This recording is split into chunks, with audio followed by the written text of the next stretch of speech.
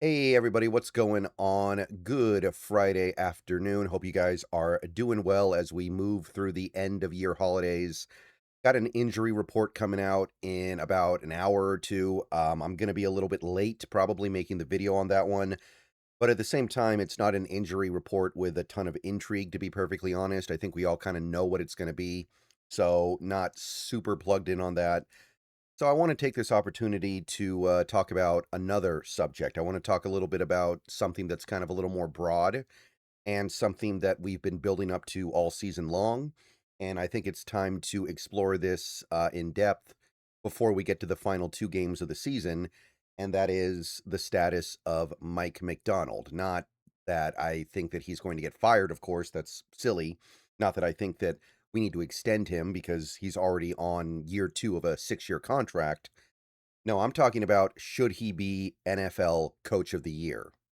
All right, guys, let's take a minute so I can tell you guys about Sleeper. I'll tell you a little secret as well. It's more than just a platform for fantasy leagues. This year, millions of users have enjoyed playing fantasy sports on Sleeper, but there's so much more to it.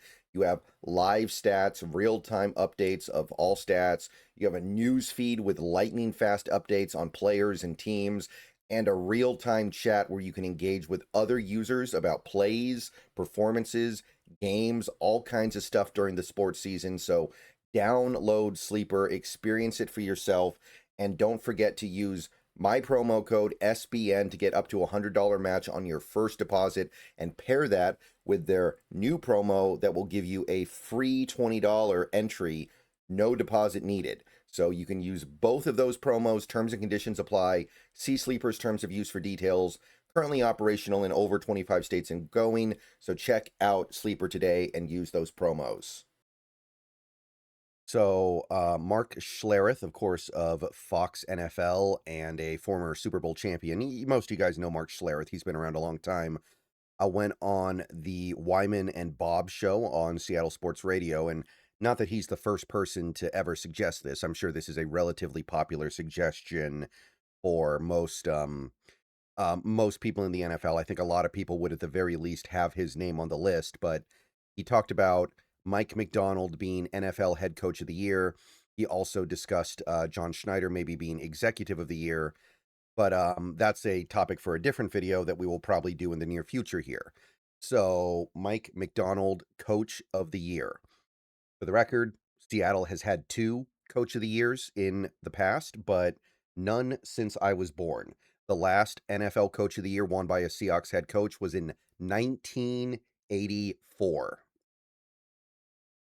They've actually had two, excuse me, wow, voice crack. They've actually had two coach of the years in past years. Jack Patera did it once, and Chuck Knox did it the other time. But since then, we have not had one. And that's interesting, right? Because the two times we won it were for early era Seahawks, right? The 70s, the 80s, when the team was not really that successful. And over the last 25 years, man, what is up with my voice today? Crap. Over the last 25 years, the franchise has become one of the more successful franchises in football. They make the playoffs a lot. They almost always have a winning season. They've made 3 Super Bowls. They've won a Super Bowl. They've had some 13-win seasons, but they have not won the award. Mike Holmgren, Pete Carroll, they've all had opportunities to. It just hasn't quite come together that way. But is this the year? Is this the year where a Seattle head coach takes it home? Now, if you take a look at betting odds, and it obviously depends on what site you use, but right now DraftKings is probably about the most friendly that you can have, the most friendly uh, odds you can have for Macdonald. Mike Vrabel is well in the lead right now. He's a favorite versus the field on DraftKings here. There are some sites that have him as a small underdog versus the field, but every website I've seen has Vrabel in number one by a good margin. And this site in particular has Mike Macdonald and Kyle Shanahan tied for a distant second. Now, right now, most sites that I've seen have Shanahan ahead of Macdonald, but this is recency bias more than anything else because the Niners just won that game against the Colts on Monday night a few days ago. Macdonald hasn't played in over a week. So one game, 1 week has the capacity to flip this. So I'm not really going to get too much into the nitty gritty of Shanahan versus Macdonald. Also, keep in mind, and this is the really important thing: Shanahan and Macdonald coach against each other in Week 18, season finale. Going to be a game with a lot on the line. So I think we all understand that that game is going to be a determining factor for Coach of the Year. And if Macdonald wants to beat out Shanahan at the very least, you just have to beat him. And if he doesn't beat him, then it's kind of a moot point because you're almost certainly not going to be in ahead of Shanahan. That game is kind of like a winner take all for this kind of thing. But let's talk about this a little bit because that's the big three, right? Vrabel the favorite, and then Macdonald and Shanahan. Shanahan typically listed as number 2 right now, but it's close. And then Macdonald. There are some sleepers. Guys like Ben Johnson, Liam Cohen are good as well, but they are a distant 4th, distant 5th. I don't think they're really in consideration here. So let's just focus on these 3: Vrabel, Macdonald, and Kyle Shanahan. Now, Vrabel, it's not hard to understand why he's a favorite. He took over a team that went 4-13 last year with Gerard Mayo and has guided them to a 12-3 record. And let's face it, we all know they're going to go 14-3. They have games left against the Jets and the Dolphins. They're going to go 14-3, right? So that's going to be hard to beat. That's a 10-win turnaround. Just for comparison's sake, if Macdonald wins out, it will be a 4-game improvement because we won 10 games last year. If we win 14 games this year, and I think winning 14 games is kind of the bare minimum that Macdonald would have to do to be really a part of this conversation, then it's only a 4-game improvement. Vrabel's coaching a 10-game improvement. Now, I get it, right? I get it. It's not hard to understand that that kind of a turnaround is a big, big deal. But the thing is, and this is something to keep in mind here, if Vrabel takes the Patriots to 14-3, they are probably not going to get the 1 seed. The 1 seed still goes to Denver as long as Denver beats the Chargers in Week 18, which I think is pretty likely right now. That pass rush against the Chargers offensive line, I think is going to be a little bit of a lopsided match, but obviously the game still has to happen. So Vrabel, unlikely to get the 1 seed. So that's one element here. Macdonald and Shanahan, there's a very high chance one of those 2 guys get the 1 seed in the NFC, the better conference by a wide margin.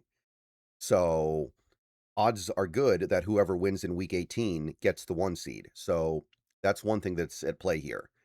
And the other thing that's at play here is that strength of schedule, which I grabbed this from Reddit, but let's just zoom in on the image here. New England has, by a very wide margin, the easiest schedule in football. Like, it's not even close. They are lapping the field here. New England's strength of schedule is 0.38, and the second easiest schedule is Denver, 0.431. They are closer. Number 2 is almost closer to the middle than number 1 is to number 2. So New England is benefiting from a tremendously easy schedule, whereas Shanahan and his Niners, who were supposed to be facing a comically easy schedule this year, actually have a schedule that is pretty close to the average. And same for Macdonald and his Seahawks. They're actually slightly harder than average, just slightly, but 0.502. That's a big difference. New England has a historically easy schedule. That's number 1. So I think that has to be factored in when you're talking about Vrabel as a coach of the year. And then there's this other element as well. If you go to this article by Sports Info Solutions, and obviously this is going to be something of a subjective measure, and this is updated through week 16, so it doesn't account for what happened yesterday. But basically what they do is they have a tally of how many games each team has missed because of injury from their players and how many points they've missed out on. So basically it's a metric trying to capture how much each NFL team has been hurt by injuries in the 2025 season. And you got to scroll all the way to the bottom, literally, to get to the Patriots. Patriots, they've lost 39 points of value because of injury, which is 18 fewer than the second best, which is the Rams. So incredible injury luck, like comically big injury luck. The only major injury New England's really had this year is Will Campbell. Everything else just kind of like little dings and dents that add up over time. And they are, again, I want to stress this, lapping the field when it comes to kind of having an easy road of it here. So yeah, that has to be part of the consideration here. He has life on easy street right now. Now, I want to be completely transparent with you. The Seahawks are actually doing very well in this metric as well. Still a lot worse than New England, though. They're at 63, which is fourth best. Meanwhile, you have a team like the 49ers, who are third most. So I don't know how Vrabel really stacks up to somebody like a Shanahan or a Macdonald for these reasons. He's got a very, very easy time of it this year compared to these two guys because of the schedule and because of the injuries. So while I understand that Vrabel on the surface of it has done the best job because of the 10-game turnaround, I think when you dig into it, there are coaches out there doing a better job. I might even argue that somebody like a Liam Cohen, who has orchestrated a really impressive comeback in Jacksonville, might be better. Ben Johnson, who has done great things in Chicago, turning around a kind of sad sack franchise into a winner that still may get the 1 seed this year. I would maybe talk about him as well before I talk about Vrabel. But yeah, it's a few different things you got to balance here, right? Like the Shanahan thing is pretty impressive. Now, I'm going to say it again. If the 49ers get the 1 seed, if they win out here and get the 1 seed, Bears, Seahawks, 2 tough games, then I definitely think Shanahan should win it. They've lost their 2 best defensive players to injury this year. They played a lot of their year with their backup quarterback in Mac Jones. They've had other injuries as well. They've got nothing out of Ayuk. To me, that's kind of a slam dunk then. However, that Week 18 game is going to be very strong in the minds of voters. If you eliminate Vrabel for a second here, if you just say, okay, Vrabel, we're going to push him to the side for a second, and you're just talking about Macdonald versus Shanahan, that Week 18 game, whoever wins that game, that's the team that probably wins the division. That's the team that probably gets the 1 seed. And that's the team that you're going to remember having the best coach. So if these things happen, so number one, New England doesn't get the 1 seed. Let's say they win out because they're overwhelmingly likely to win out, but they don't get the 1 seed. Okay, so that's a start. Number 2, Seattle has to win out. I think that Seattle has to win out for this to be a conversation. They have to get to 14 wins. If they get to 14 wins, then I believe that this is a conversation. If those 2 things happen, I think that Macdonald can win. It does look like he has an uphill battle. Again, if you go back to the odds, it's pretty clear that there's a significant hill to climb. Like Vrabel being a favorite versus the field is going to be tough to overcome. But I believe that if Macdonald can get the 1 seed and Vrabel doesn't over in the AFC, which I want to stress again, is the more difficult of the 2 conferences, then at the very least, it probably should be Macdonald. And again, I could hear arguments for Shanahan, but that Week 18 game for possibly all the marbles in the division and for the number 1 seed, that's going to be hard to deny at that point. That's what people are going to really remember, I think. Even if what Shanahan did this year was absolutely insane, and you could argue, and I wouldn't oppose anybody who did argue, that should probably be kind of the primary thing that you're looking at. It's not like Macdonald has had an easy time of it this year either. Remember, he does call plays for this defense, just like Shanahan calls plays for his offense. He's gotten one of the best pass rushes in the league going without having an elite rusher. There have been injuries, just not a devastating number of injuries like in San Fran. Look at all the injuries we've had in our secondary. We've had injuries at linebacker and edge rusher. We've had problems. They're not as big as the Niners' problems because their problems have mostly been at quarterback and with their superstars.